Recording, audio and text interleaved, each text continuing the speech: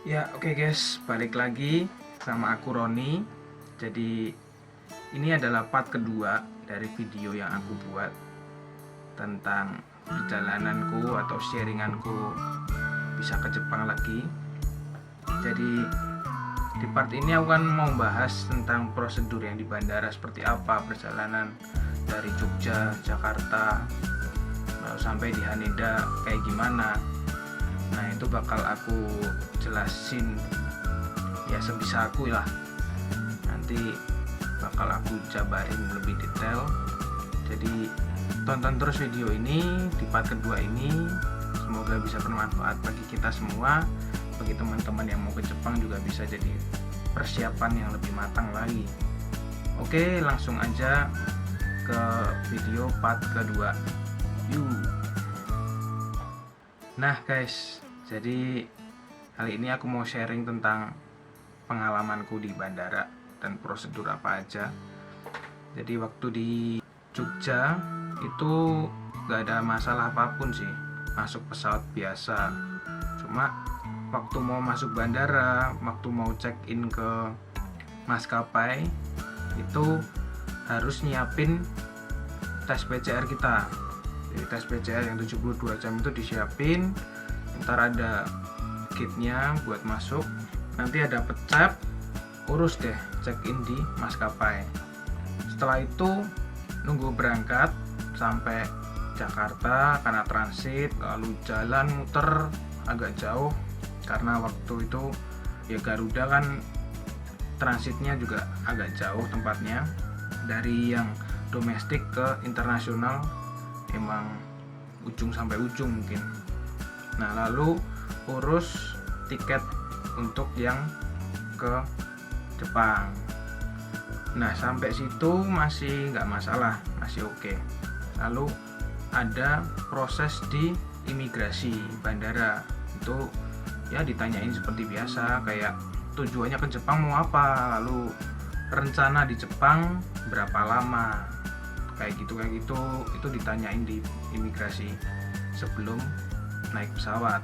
Lalu dari Jakarta itu berangkat jam 12 kurang, sampai di Jepang jam 9 kurang, jam 9 lah sampai di Haneda. Nah, pas udah sampai Haneda, nah itu prosedur coronanya jalan banget. Jadi waktu sebelum sampai di Haneda itu di dalam pesawat masih harus seperti biasa nulis kayak kartu imigrasi, kartu kuesioner seperti itu. Nah, itu jangan lupa bagi teman-teman yang mau ke Jepang, siapin dulu nama hotel atau nama tempat tinggal selama karantina di mana. Nah, itu harus disiapin biar waktu di pesawat bisa diisi. Jangan lupa bawa pulpen. Kemarin aku lupa bawa pulpen, jadi harus pinjam sana sini, tengok sana sini baru bisa dapat pulpen. Nah, untuk pengisian nanti bakal aku bantu kalau misalnya ada pertanyaan. Lalu setelah mendarat di Haneda, itu prosedur yang pertama disuruh nunggu di ruang tunggu seperti itu. Jadi emang ada space-nya juga, ada social distancingnya juga berjalan. Lalu di ruangan itu emang khusus buat nunggu dulu karena waktu itu emang yang tes masih antri banyak. Nah, yang pesawat baru disuruh nunggu di satu ruangan baru. Nah, prosedur karantina yang di Jepang ini ada beberapa macam step ya. Jadi ini aku ada contohnya di sini. Ini dikasihin di ruang tunggu. Waktu kita masuk di ruang tunggu itu ada step pertamanya di ruangan pertama itu untuk menunggu dan antri tes. Step keduanya di ruangan sebelahnya, kita terus harus jalan ke ruangan sebelahnya gitu.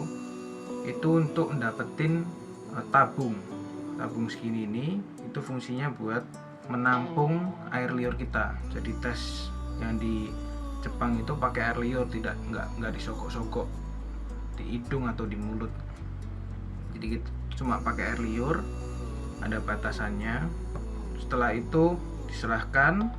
Nah, setelah diserahkan kita disuruh pindah ke ruangan selanjutnya. Itu jalannya emang agak jauh. Nah, di ruangan ketiga itu, di step ketiga itu kita penyaringan dokumen. Jadi ada yang namanya resident track. Nah, itu memang harus kita siapin dulu. Nanti mereka ngeliat, oh ini tujuannya buat apa, ada penanggung jawabnya siapa, mungkin seperti itu ya. Lalu setelah dokumen selesai, dirasa oke, lalu kita disuruh naik ke atas.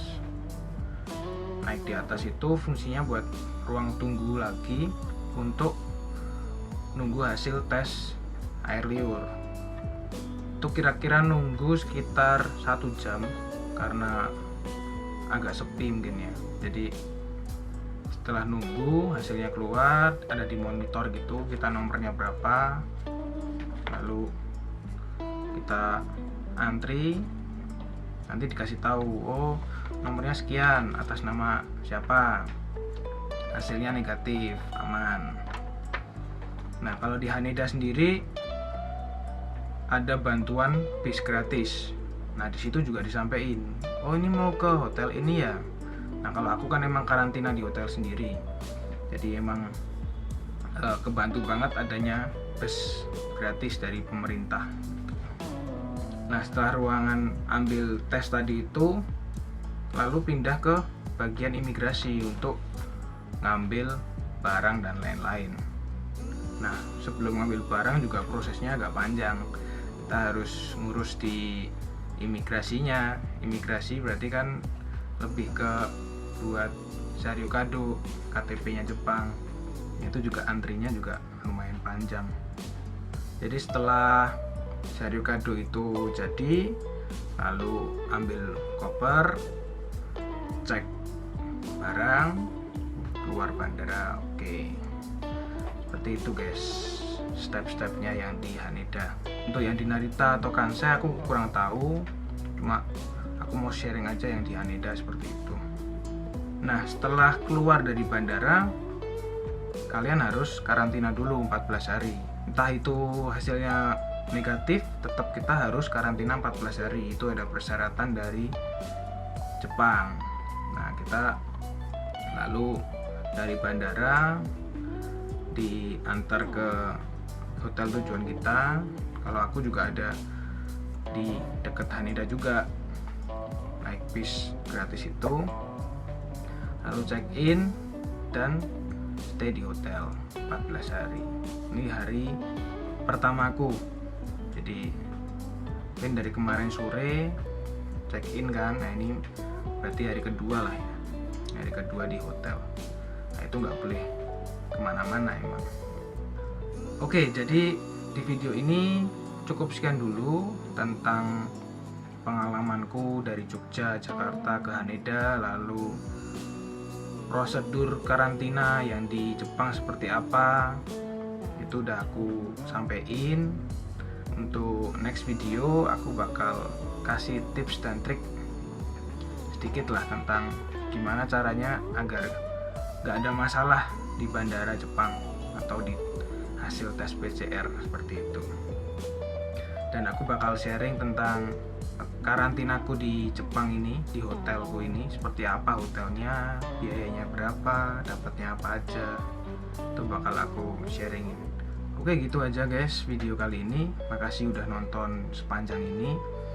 Jangan lupa like, komen, subscribe, dan share ke teman-teman yang kiranya bisa ngebantu mereka untuk mempersiapkan diri ke Jepang di masa corona ini. Makasih guys, dadah.